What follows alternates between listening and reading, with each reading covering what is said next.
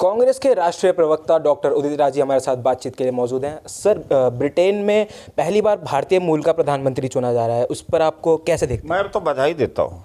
और ये तो उन्होंने यही नहीं, पति पत्नी दोनों भारतीय मूल के हैं और उन्होंने गीता के साथ शपथ लिया था, ये भी एक बात है। तो ये उनका बड़प्पन है।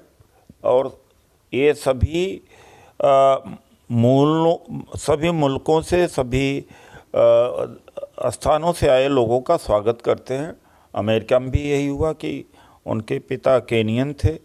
अमेरिका में कभी ओबामा के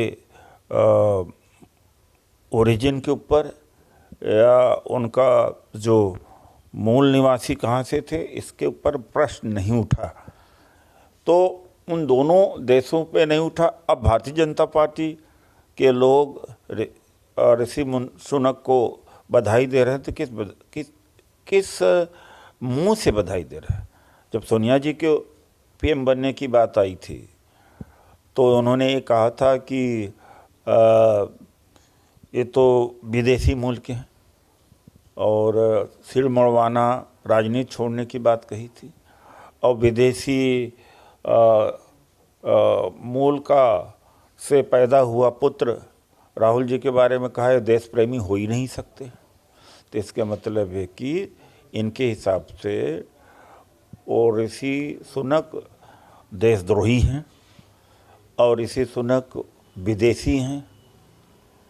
तो वही पैमाना ये अपने यहाँ क्यों नहीं लागू करते? तो सवाल है कि अब ये माफ़ी मांगे, किस मुँह से बधाई दे रहे हैं ऋषि सुनक को, और माफ़ी मांग कर के ही बधाई दे सकते हैं, उसके लिए बधाई देने के हकदार ये नहीं है। सर, आपने अपने ट्वीट में ऋषि सुनक को बधाई देते हुए बीजेपी को भी घेरा है, तो क्या मतलब बीजेपी को कोई अधिकार नहीं है उनको बधाई देने? बिल्कुल नहीं अधिकार। यहाँ तो एक मामला केवल सोनिया जी विदेशी मूल के थे, वहाँ तो दोनों विदेशी मूल के हैं, पति पत्नी दोनों। तो भी ये उछल रहे हैं और बड़ा खुशियाँ मना रहे हैं। और इनके